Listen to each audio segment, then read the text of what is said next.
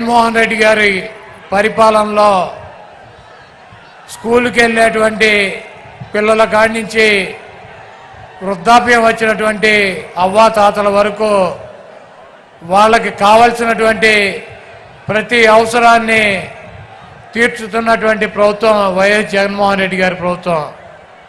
ఈరోజు గ్రామ గ్రామాన వార్డు వార్డున సచివాలయాలు ఏర్పాటు చేసి వాలంటీర్ వ్యవస్థను తీసుకువచ్చి ప్రజలకు అందించాల్సినటువంటి ప్రతి సౌకర్యాన్ని డైరెక్ట్గా మధ్యలో ఎటువంటి దళారులు లేకుండా ప్రజల ముందుకి పాలన తీసుకొచ్చినటువంటి గాంధీ గారు కళ్ళకన్నటువంటి గ్రామ స్వరాజ్యాన్ని తీసుకొచ్చినటువంటి నాయకుడు జగన్మోహన్ రెడ్డి గారు.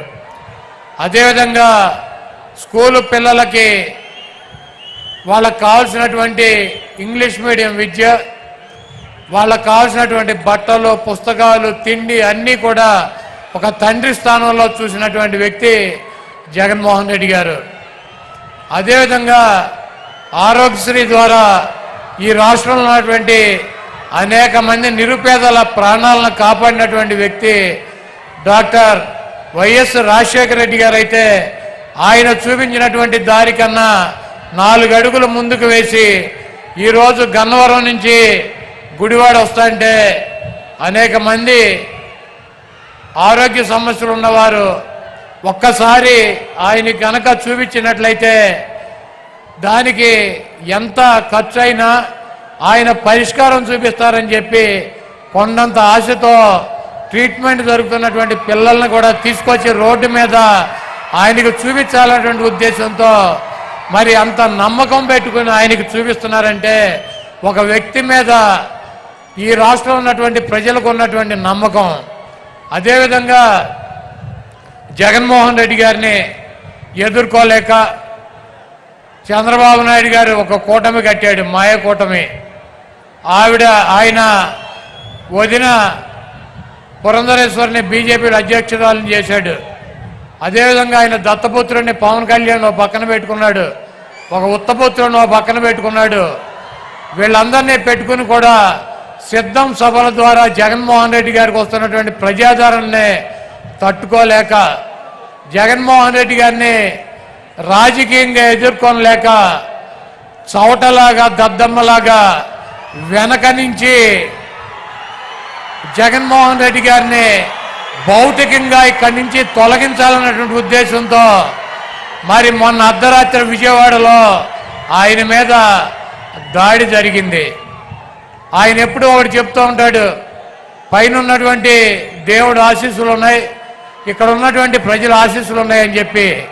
అన్న మీకు తప్పకుండా ఆ దేవుడి ఆశీస్సులు ప్రజల ఆశీస్సులు ఉన్నాయి కాబట్టి మీకు ఒక అంగుళం పక్కకి జరగల, ఒక అంగుళం కిందకి జరగల, మీకు బలమైనటువంటి నుదుల మీద తగిలి అది ఆ దేవుడు మిమ్మల్ని కాపాడాడు.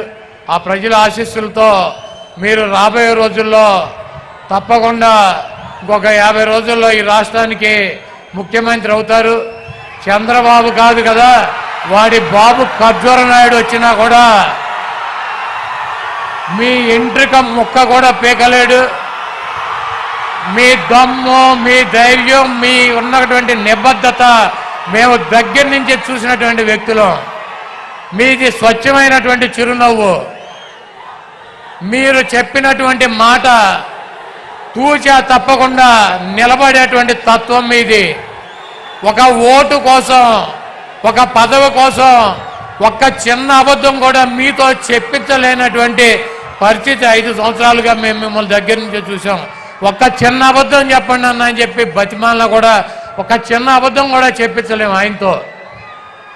ప్రజలకి ఇచ్చినటువంటి మాట కోసం, క్యారెక్టర్ కోసం రాజశేఖర రెడ్డి గారు చూపించినటువంటి దారిలో ప్రజల గుండెల్లో చిరస్థాయిగా నిలిచిపోవాలన్నటువంటి మనస్తత్వంతో ఎన్ని కష్టాలున్నా, ఎన్ని ఇబ్బందులున్నా, ఎన్ని బాధలున్నా ముఖంలో చిరునవ్వు చెదరకుండా మన ముందు నిలబడేటువంటి వైఎస్ జగన్మోహన్ రెడ్డి గారికి ఈ రాష్ట్ర ప్రజలు మరొక్కసారి పట్టం కట్టాలని చెప్పి మీ అమూల్యమైనటువంటి ఓటు, మీ 2 ఓటుల్ని ఫ్యాను గుర్తు మీద ముద్రించి జగన్మోహన్ రెడ్డి గారికి విజయాన్ని అందించాలని చెప్పి ఈ దుర్మార్గుడైనటువంటి దొంగ అయినటువంటి 420 అయినటువంటి చీటర్ అయినటువంటి వెన్నుపోటుదారుడు అయినటువంటి చంద్రబాబు నాయుడిని పాతాళంలో పాతి పెట్టాలని చెప్పి చంద్రబాబు నాయుడు మొన్న చెప్తున్నాడన్న జగన్మోహన్ రెడ్డి నీ కత్తేలుస్తానని.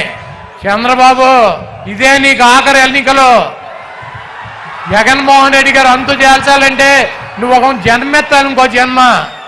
కాబట్టి రాష్ట్ర ప్రజలు దేవుడి ఆశీస్సులు ఉన్నటువంటి జగన్మోహన్ రెడ్డి గారిని మీ అందరూ దీవించాలని చెప్పి మీ అమూల్యమైనటువంటి ఓటు 2 ఓట్లు ఫ్యాను గుర్తు మీద వేసి మీ ప్రాంతంలో ఉన్నటువంటి శాసనసభ్యుడిని పార్లమెంట్ సభ్యుడిని గెలిపించి జగన్మోహన్ రెడ్డి గారికి మేమంతా ఉన్నాం మీ వెనకాల సిద్ధంగా అని చెప్పి మనం ఒక మెసేజ్ ఇవ్వాలని చెప్పి కోరుకుంటూ మరి సెలవు తీసుకుంటున్నాం.